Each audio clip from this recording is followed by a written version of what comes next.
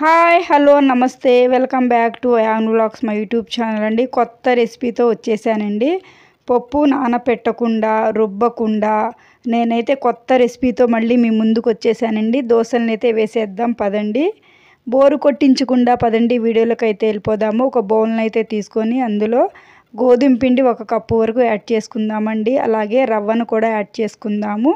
అలాగే శనగపిండిని కూడా యాడ్ చేసుకుందామండి.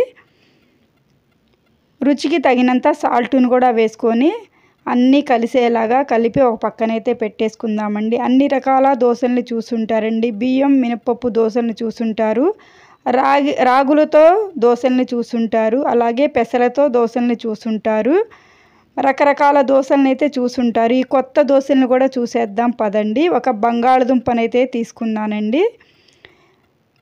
చూడండి, పై ఉన్న తోలు మొత్తం తీసివేసి ఉప్పు వాటర్లో కడుక్కుందామండి. కడుక్కుంటే నల్లగా రాదండి.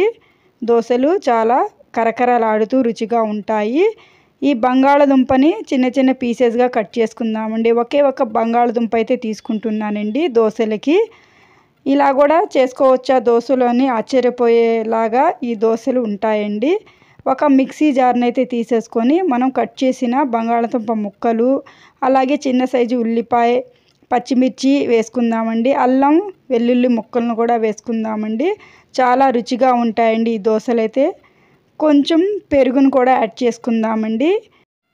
అలాగే కొంచెం వామును వేసుకుందామండి. వాము వేసుకోవచ్చు, జీలకర్ర వేసుకోవచ్చు, మిరియాలు కూడా వేసుకోవచ్చు అండి. సూపర్ టేస్టీగా ఉంటాయి. రుచికి తగినంత సాల్ట్ని కూడా యాడ్ చేసుకొని ఇప్పుడైతే పేస్ట్ని అయితే చేసేసుకుందామండి. కొంచెం జారుగా చేసుకోవాలండి. పేస్ట్ అయితే రెడీ అయిపోయిందండి. చూడండి, ఇలాగా ఉంటే సరిపోతుందండి. మరీ నీళ్ళగా కాకుండా గట్టిగా కాకుండా ఈ పేస్ట్ అయితే ఇలా ప్రిపేర్ చేసేసుకున్నాం. ముందుగా పక్కన పెట్టుకున్న గోధుమ పిండి, అలాగే బొంబాయి రవ్వ, అలాగే శనగపిండిలో ఈ మిశ్రమాన్ని అయితే కలిపేసుకుందామండి. ఉండలు లేకుండా కొంచెం కొంచెం వేసుకుంటూ ఈ మిశ్రమాన్ని ఇలా అయితే కలిపేసుకుందామండి. చూడండి, రకరకాల దోశలు చూస్తుంటారండి. ఈ దోశలను కూడా ట్రై చేద్దామండి మనము.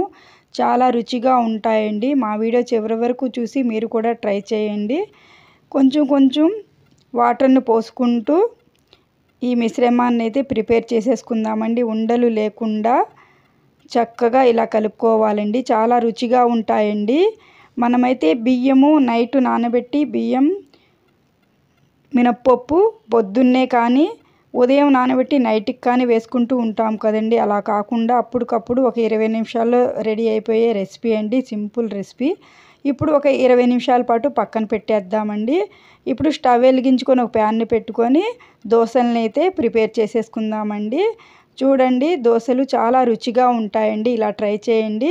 మనకి ఎప్పుడన్నా టిఫిన్ చేయనప్పుడు, పిల్లలు అడిగినప్పుడు, మన ఇంటికి చుట్టాలు వచ్చినప్పుడు ఈ రెసిపీని అయితే చిటికెలో రెడీ చేసేయవచ్చండి.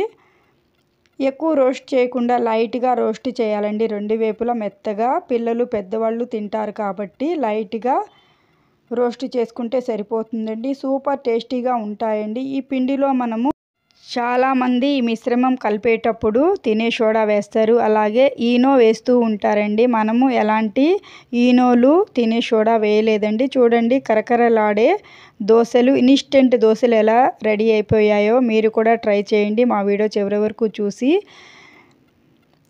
గ్రీన్ చట్నీలో తినొచ్చండి, అలాగే అల్లం పచ్చడిలో తినొచ్చు, సాస్లో కూడా తినవచ్చండి. చాలా చాలా సూపర్ టేస్టీగా ఉంటాయండి ఈ దోశలు అయితే.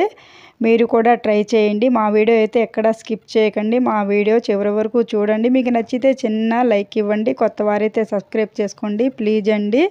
మా ఛానల్లో వచ్చే కొత్త కొత్త వీడియోస్ అన్నీ చూస్తూనే ఉండండి. మా వీడియో చివరి వరకు చూసి కామెంట్ చేయటం, అలాగే మీరు ట్రై చేయటం అస్సలు మర్చిపోకండి ప్లీజ్ అండి. చాలా చాలా టేస్టీ దోశలండి. రాగులతో దోశలు కూడా చూసుంటామండి, పెసలతో దోశలు చూసుంటాము, బియ్యం మినపప్పుతో దోశలు వేసుకొని తిని ఉంటాము, అలాగే అటుకులతో కూడా దోశలు తిని ఉంటామండి మనము. మీరు కూడా మా వీడియో చివరి వరకు చూసి ట్రై చేయండి. మీకు నచ్చితేనే చిన్న లైక్ ఇవ్వండి ప్లీజ్ అండి. ఈ కొత్త రకం దోశలు మీకు నచ్చాయి అని అనుకుంటున్నాను. మీరు కూడా ట్రై చేయండి, కామెంట్ చేయండి. ఇంకో కొత్త వీడియోతో మళ్ళీ మీ ముందుకు వస్తానండి. అప్పటి వరకు మా వీడియోస్ అన్నీ చూస్తూనే ఉండండి. థ్యాంక్స్ ఫర్ వాచింగ్ అండి. Thank you. Bye bye. Thank you.